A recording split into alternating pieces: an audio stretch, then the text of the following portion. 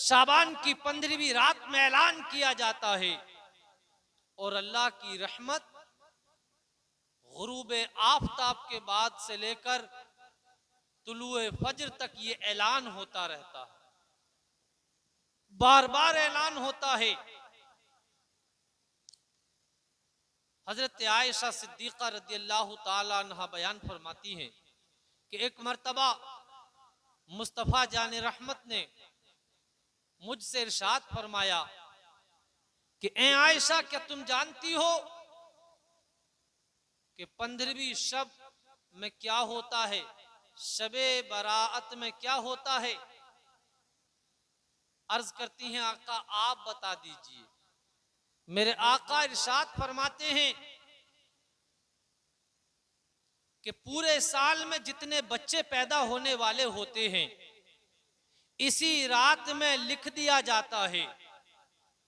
पूरे साल में जितने लोग मरने होते हैं इसी रात में उनका रजिस्टर हजरत इज़राइल अलैहिस्सलाम यानी मलकुल मौत को सुपुर्द कर दिया जाता है और बंदों के तमाम अमाल अल्लाह की बारगाह में पेश किए जाते हैं और इसी रात में बंदों को जो रिस्क दिया जाता है वो भी लिख दिया जाता है।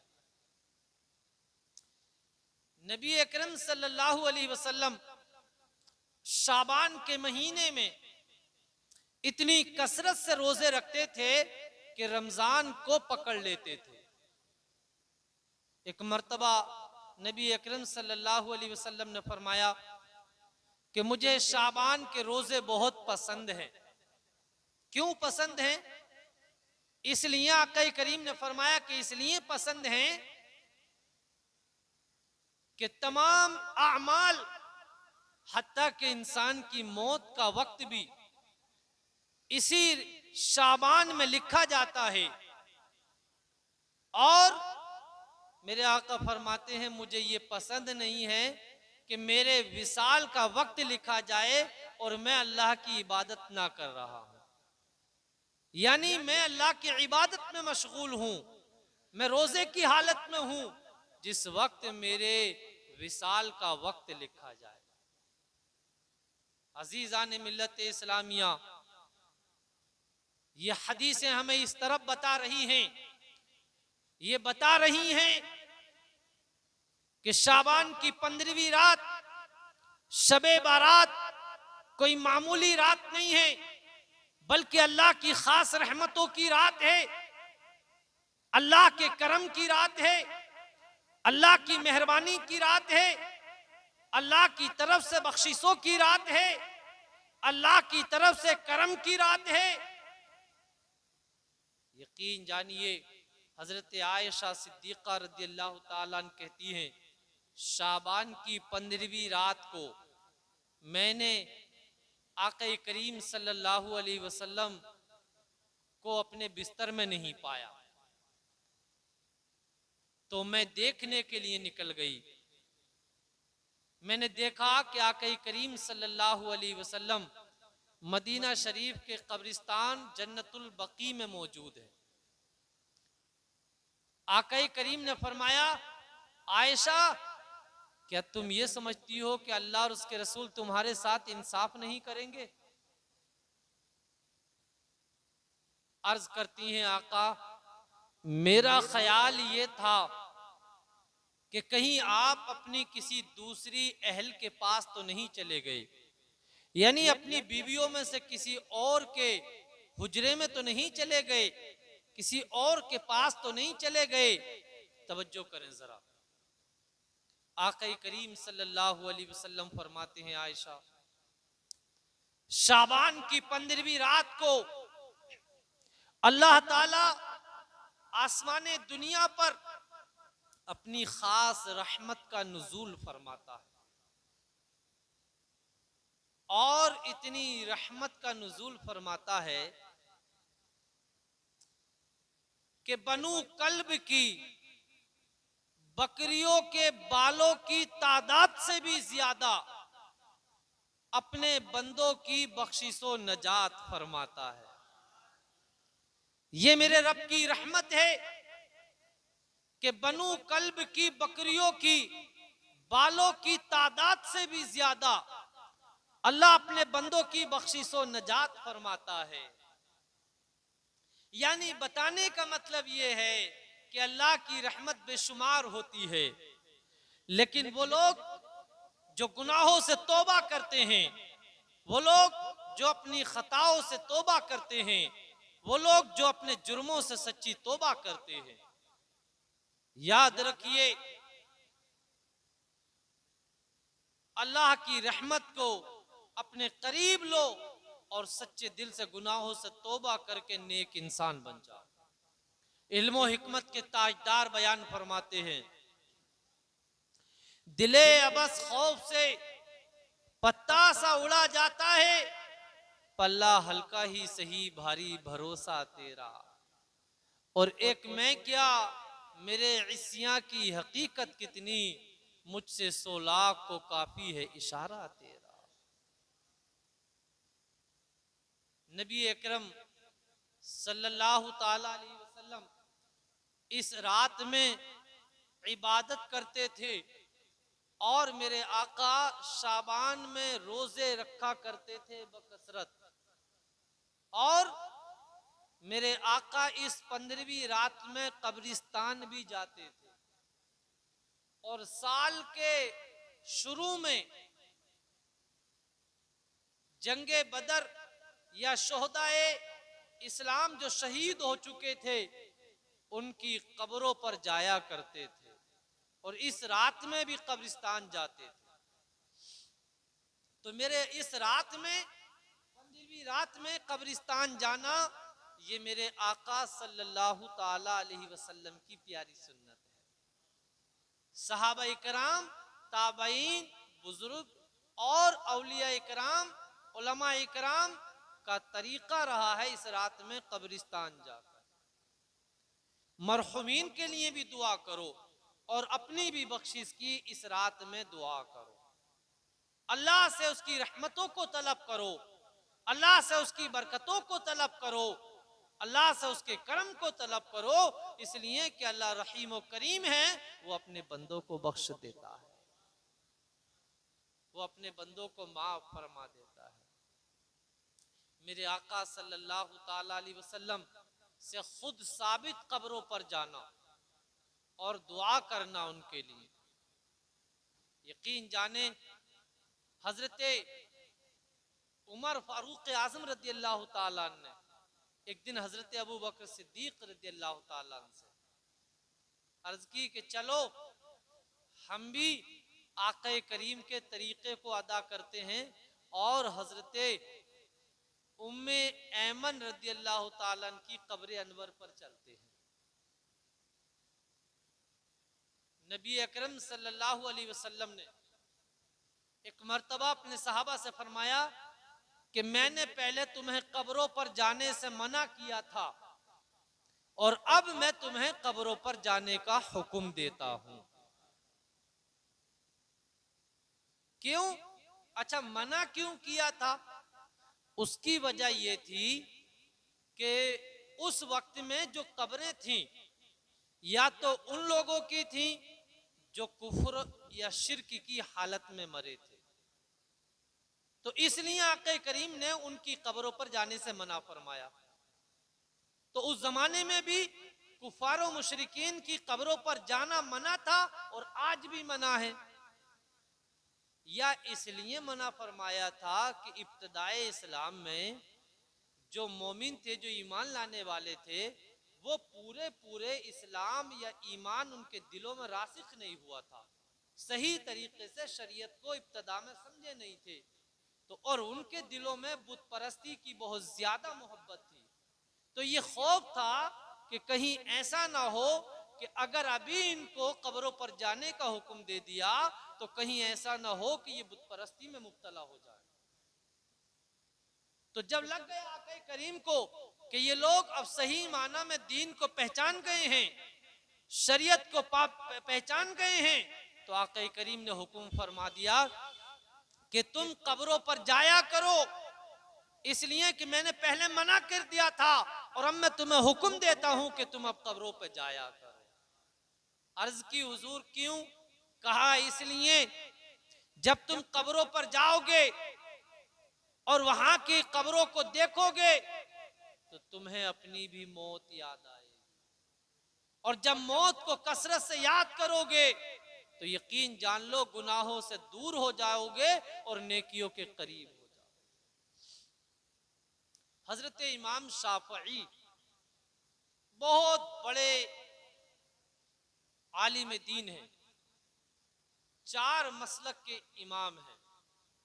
चारों इमामों में से किसी एक की पैरवी करना इंसान के ऊपर लाजिम होता है। हम लोग मसलक के एतबार से हनफी हैं, इमाम आजम अबू हनीफा रहमतुल्लाह अलैह की पैरवी करते हैं। इमाम शाफई रहमतुल्लाह अलैह ये भी एक मसलक के इमाम हैं। ऐसे ही इमाम मालिक, ऐसे ही इमाम अहमद बिन हम्बल। तो इमाम शाफई रहमतुल्लाह अलैह कहते हैं,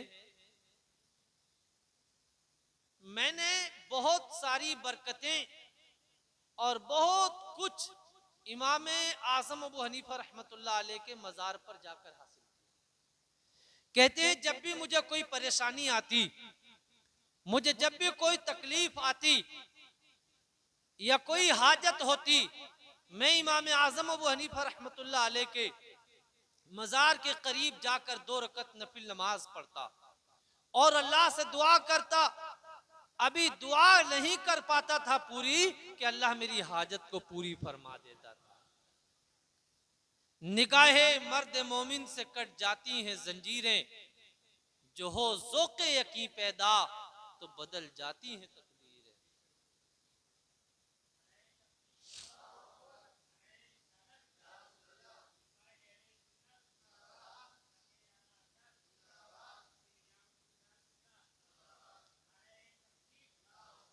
औलिया-ए किराम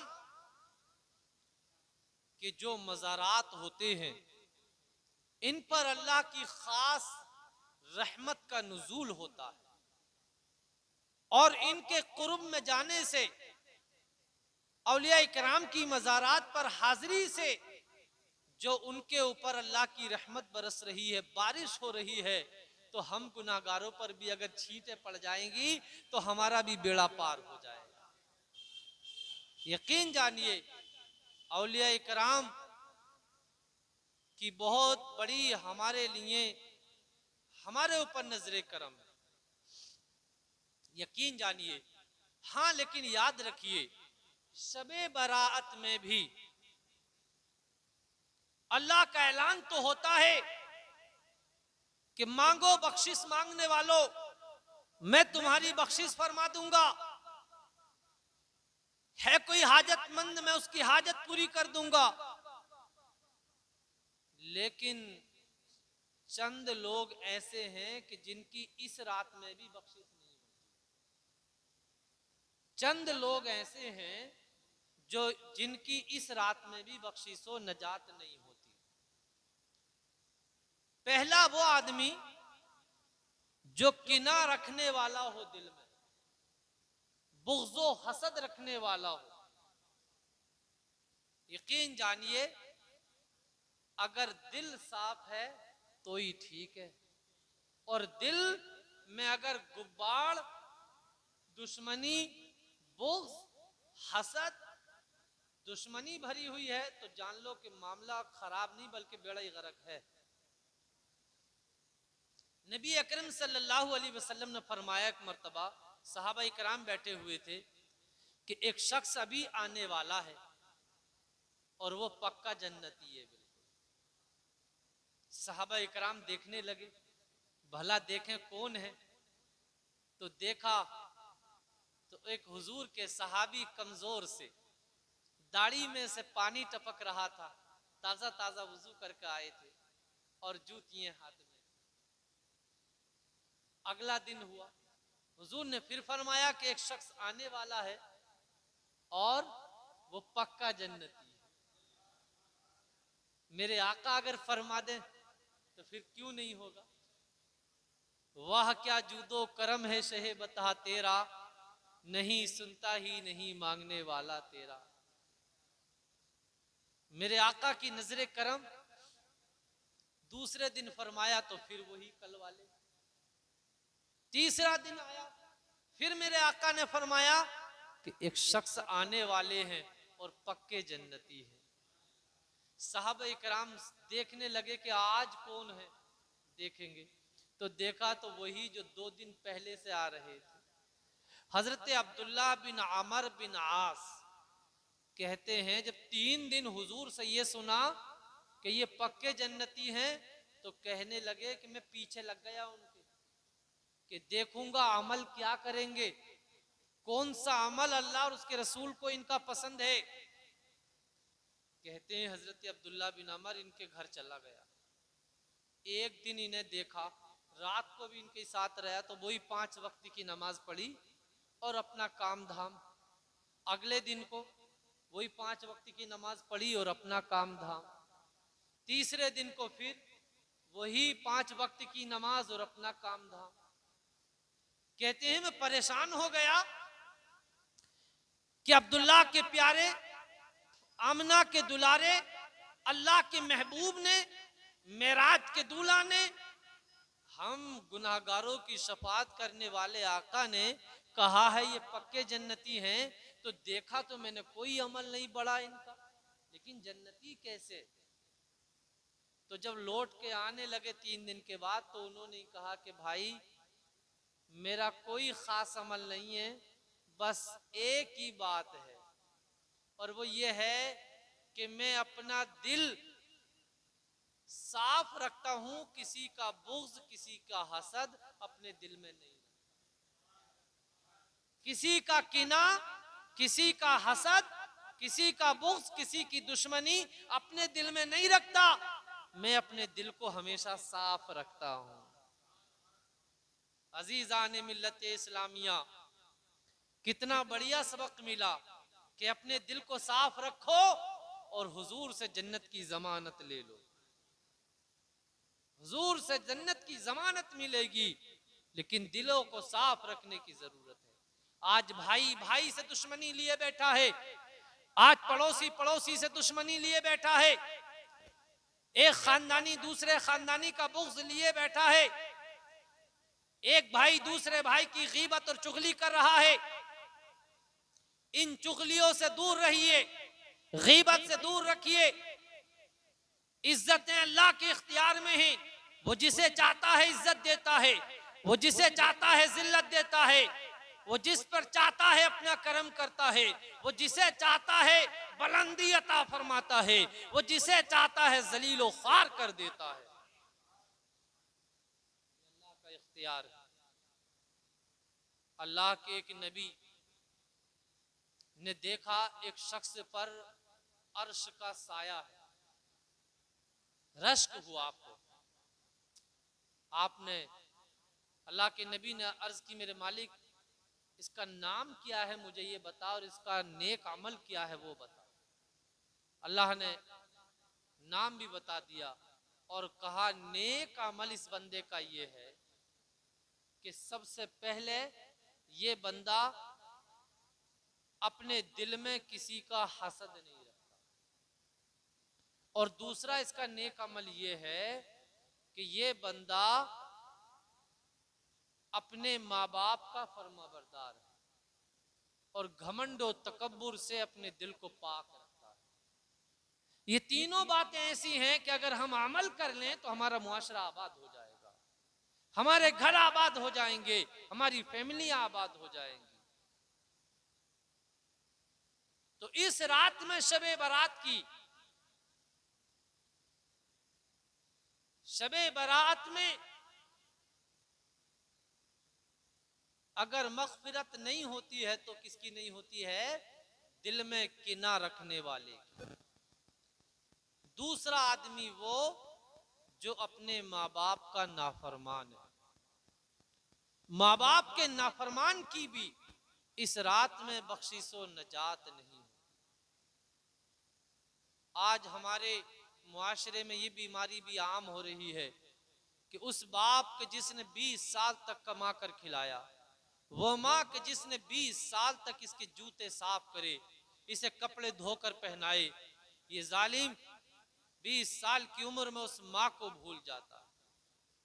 दुनिया में कुछ भी कर लेना, लेकिन माँ बाप को कभी नाराज मत करना, इसलिए कि अगर माँ बाप नाराज हो गए तो आपकी दुनिया और आखिरत सब कुछ तबाह हो बर्बाद हो जाएगी। इसलिए कि जन्नत भी है वो तुम्हारी और तुम्हारी दोज़ख भी है वो। यकीन जानो, नबी अकरम सल्लल्लाहु अलैहि वसल्लम ने फरमाया कि जो कामयाबी चाहता है, जो अल्लाह और उसके रसूल को राजी करना चाहता है, वो अपने वालिदैन को राजी कर। दो आदमी हो गए, तीसरा आदमी जादू टोने करने वाला। आज जादू टोनों से हमारी कौम तबाह बर्बाद होती चली जा रही है। एक पड़ोसी दूसरे पड़ोसी के लिए जादू टोने तैयार करा रहा है, एक भाई दूसरे भाई के लिए, एक खानदानी दूसरे खानदानी के लिए। याद रख लो, ऐसे आदमी के लिए कब्र में भयानक अजाब तैयार है। ऐसे आदमी को मौत आसानी से नहीं आएगी। तू किसी को क्यों बर्बाद कराना चाह रहा है, अल्लाह तुझे खुद तबाह बर्बाद कर देगा।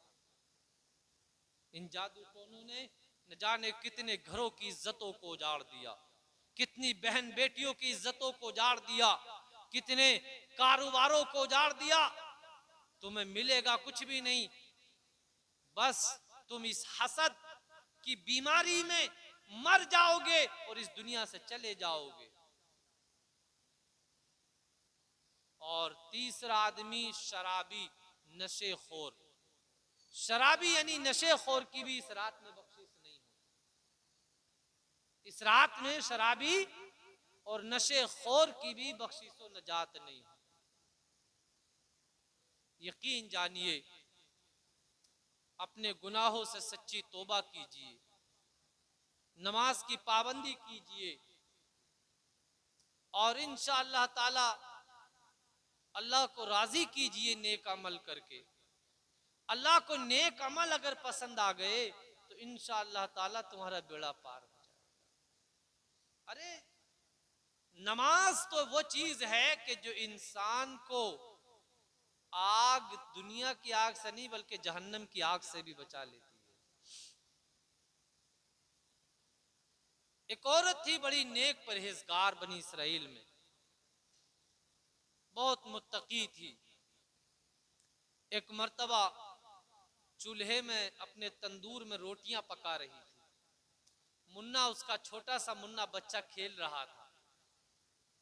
अचानक में नमाज का वक्त हो गया, तंदूर में रोटी लगी हुई है, छोटा सा मुन्ना एक तरफ खेल रहा है। जैसे ही नमाज का वक्त हुआ, अल्लाह अकबर कह के नमाज के लिए खड़ी हो गई। शैतान ये सब कुछ देख रहा था, उसे बर्दाश्त ना हुआ, बरगलाने की कोशिश की। कहा, रोटी तेरी चूल्हे में लग रही है, जल जाएगी। तेरा छोटा सा मुन्ना है, कहीं आग में ना चला जाए, रोने ना लगे। दिमाग में ख्यालात डाले, तरह तरह के ख्यालात डाले, लेकिन औरत थी। कहा, तुझ जैसे हजारों शैतान भी आए तो क्या है, मेरा दिल तो मेरे मौला से लगा हुआ है। जब इश्क मुस्तफा में तुम्हारे दिल में हो, खौफे खुदा तुम्हारे दिल में हो, तो दुनिया की कोई ताकत तुम्हें कहीं भी रोक नहीं सकती है। कि मोहम्मद से वफा तूने तो हम तेरे हैं, ये जहां चीज क्या है, लोहो कलम तेरे है। यकीन जान लो,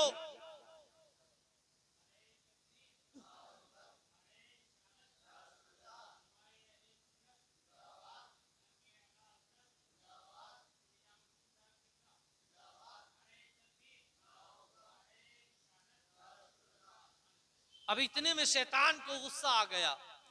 जब शैतान को गुस्सा आया तो उसने उस औरत के छोटे से बच्चे को उठाया और उठाकर तंदूर में डाल दिया।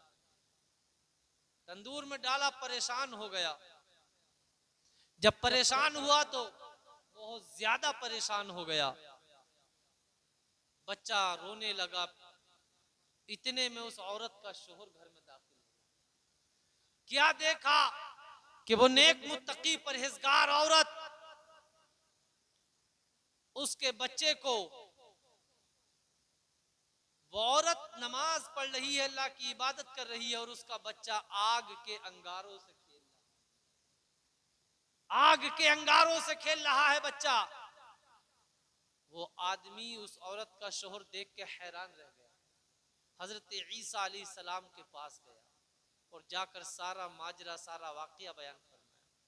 हजरत ईसा अलैहिस्सलाम ने कहा अपनी शरीके हयात को बुला कर लेकर आओ। हजरत ईसा अलैहिस्सलाम ने कहा, ए खातून, कौन सा नेक अमल करती है जिसकी वजह से अल्लाह तुझसे इतना खुश है और इतना राजी है? ये औरत अर्ज करती है, अल्लाह के मुकद्दस नबी, बात ये है, मेरा जब वुजू टूट जाता है तो फौरन से पहले वुजू बना लेती। बावुजू रहना, हमेशा वुजू से रहना, ये बहुत बड़ी नेकी है। जब तक आदमी का वुजू रहता है, लगातार फरिश्ते उसके नामाए आमाल में नेकियां दर्ज करते रहते हैं। समझ रहे हैं बात? नेकियां दर्ज करता है। ये नेकियां करने की आदत बचपन से बनाइए। समझ रहे हैं बात? नेकियां करने की आदत बचपन से बनाइए। खेलने कूदने की आदत नहीं। वक्त मिले तो खेल भी लीजिए, लेकिन नेकियां करने की आदत बचपन से बनाइए। इसलिए कि अगर आदत आपकी बन गई नेकियां करने की, तो फिर अंजाम कुछ भी हो जाए हमेशा नेकियां ही करते रहोगे। कहते नहीं भाई बीड़ी छोड़ दो, बहुत से लोगों से कह रहे हजरत आदत पड़ गई। क्या फायदा होता है इससे? कुछ भी नहीं कि आदत पड़ गई। तो यार जब ऐसे बुरे काम की तुम आदत डाल सकते हो, तो फिर नेक काम की क्यों आदत नहीं डालते? भाई नेक काम की आदत डाल लीजिए, फिर होगा क्या?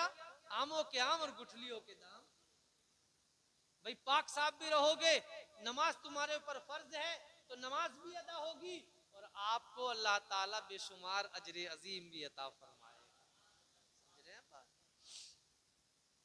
तो याद रखिए, कहती है कि पहला काम यह है कि मैं हमेशा जैसे ही वुजू टूटता है फौरन वुजू बना लेती हूँ। अच्छा, वुजू के बड़े फायदे हैं। एक तो वावुजू जो रहता है, जादू टोना जिन्नात असरात भूत उस पर कोई चीज असर नहीं करती, और जिस काम में हाथ डालेगा अल्लाह उसे पूरा फरमा देगा। शयातीन के मकरो फरेब से ये आदमी महफूज रहेगा, और बीमारियों से भी अल्लाह ताला इसकी हिफाजत फरमाएगा, और अल्लाह की रहमत इसके करीब रहेगी। बावुजू रहने की बड़ी बरकतें हैं। लेकिन हाल तो यहां तक हो गया है कि हमारे तो नौजवान इस तंजे से भी नहीं। बाज का हाल ये है कि वुजू से रहना तो बहुत दूर की बात रही, इस तंजे से भी नहीं रहते। और खासकर ये मक्कार जो कि ये नशे की आदतें जिन्हें पड़ गई, इनका तो ये भी नहीं पता कि पखाना भी धुलती है कि नहीं धुलती। इन्हें ये भी पता नहीं रहता। जिसे खाने का पता नहीं, जिसे और किसी चीज का अपने होशो हवास नहीं, ये नशे की आदत और बीमारी जिस कौम में दाखिल होती है, वो कौम तबाह बर्बाद हो जाती है, वो घर बर्बाद हो जाता है, वो फैमिली तबाह बर्बाद हो जाती है। मेरे आका ने इस नशे की बला को, इस शराब नोशी को दूर किया है कि ये हराम है हमारे मजहब में। हमारे मजहब में इसकी इजाजत नहीं है। तो जब हमारे मजहब में जो चीज हराम है, जिसकी इजाजत नहीं है, तो फिर हमारे कौम के नौजवान इसके करीब क्यों जा रहे हैं? आपकी जिंदगी से बढ़कर कोई भी चीज नहीं है, आपकी सेहत से बढ़कर कोई चीज नहीं है, आपके घर से बढ़कर क्या चीज है? और हमारे आका ने मना फरमाया है, तो बताओ फिर क़यामत के दिन और कब्र में मेरे आका को क्या मुंह दिखाओगे? अरे वो मुंह कि जिससे तुम अल्लाह का नाम लो, जिससे तुम हुजूर का नाम लो, जिससे तुम कुरान की तिलावत करो, उस मुंह के करीब तुम गंदी चीज जाने, जो पेशाब से भी ज्यादा गंदी, जो पेशाब से भी ज्यादा नापाक। बताओ, ये कहती है औरत कि मैं जैसे वुजू टूटता है मैं वुजू बना लेती हूँ। दूसरा अमल ये है कि मेरे पास कोई हाजतमंद आता है, यानी जरूरतमंद आता है, तो मैं उसकी जरूरत को पूरा कर देती हूँ। आज हमारे मुआशरे में ये बात निकलती चली जाए, अपनी बैंक भर रही हो, अपनी जेब भर रही हो, अगर कोई जरूरतमंद आ गया तो सही बात तो ये थी कि उसकी जरूरत पूरी कर देना चाहिए था, लेकिन हमारे मुआशरे में सूद का चलन हो गया है कि हमें क्या मिलेगा भाई। अरे गैरों में थी ये सूद का चलन, ये दूसरों में था। हमारी कौम में एक दूसरे की मदद की जाती थी। सूद से कौम बर्बाद हो जाती हैं, घर बर्बाद हो जाते हैं, तबाह हो जाते हैं। अपने करीब तक ऐसे ऐसे आदमी को मत आने दीजिए, और कयामत के दिन ऐसे आदमी का बुरा हाल हो। कयामत के दिन मेरे आका सल्लल्लाहु अलैहि वसल्लम फरमाते हैं कि जब मेराज की रात मैंने देखा तो कुछ लोगों के पेट ऐसे थे बड़े बड़े घरों के मानिंद, और उनमें सांप घूम रहे थे। मैंने पूछा जिब्रील से कि जिब्रील ये कौन लोग हैं? बताया ये दुनिया में सूदखोर थे, सूदखोर थे ये दुनिया में। ऐ मेरी कौम के लोगों, इन गुनाहों से सच्ची तौबा करो। शबे बारात सिर्फ हलवा खाने का नाम नहीं है, शबे बारात सिर्फ जागने का नाम नहीं है, बल्कि शबे बारात तो अपने गुनाहों से माफी तलब करने का नाम है। शबे बारात आई है तो अल्लाह की रहमत को तलब करो, अल्लाह से अपने जुर्मों पर माफी तलब करो। कब्रिस्तान जाओ, कब्रों को देखो कि जो लोग आज कब्रों में हैं वही लोग चंद साल पहले, वही लोग चंद दिन पहले हमारे साथ घूम रहे थे, और आज उन लोगों की कब्रों के तख्ते भी टूट चुके हैं, आज उन लोगों के कफन भी फट चुके हैं। तो दुनिया को गुरूर और तकब्बुर और घमंड में मत गुजारो, इसलिए कि चंद दिन की जिंदगी है और फिर तुम्हारी रुखसती है। जर्रा जर्रा हश्र में कांटे पे तोला जाएगा। मचल कर कही एक बार, जर्रा जर्रा हश्र में कांटे पे तोला जाएगा, कांटे पे तोला जाएगा, और किबरिया के सामने हर गिज न बोला जाएगा, हर गिज न बोला जाएगा। आज तो साहब कोई तुम्हारा गुनाह नहीं बता सकता, इसलिए कि प्रधान हो, ठेकेदार हो, मंत्री साहब हो, फला साहब हो, ढिमाके साहब हो, तो आज तुम्हारा कोई गुनाह नहीं बता सकता, इसलिए कि साहब का सर थोड़ी फुड़वाएंगे तुम्हारे गुनाह बता के। लेकिन याद रख लो, ये मौत है मौत, कि जिसने कितने बादशाहों को उठा के कुर्सियों से जमीन के नीचे डाल दिया है। ये मौत है कि जिसने कितने पहलवानों को उठा के इस जमीन से जमीन के नीचे पहुंचा दिया है। ये मौत है कि जिसने कितने सोरमाओं को इस जमीन से उठा के कब्रों के नीचे पहुंचा दिया, और आज उन सोरमाओं का कोई नाम भी लेने वाला नहीं, उनका नाम भी मिट गया है, उनके खानदान भी मिट गए हैं, उनके महल्लात भी मिट गए हैं। याद सही बात यही है कि अल्लाह और उसके रसूल के हुक्म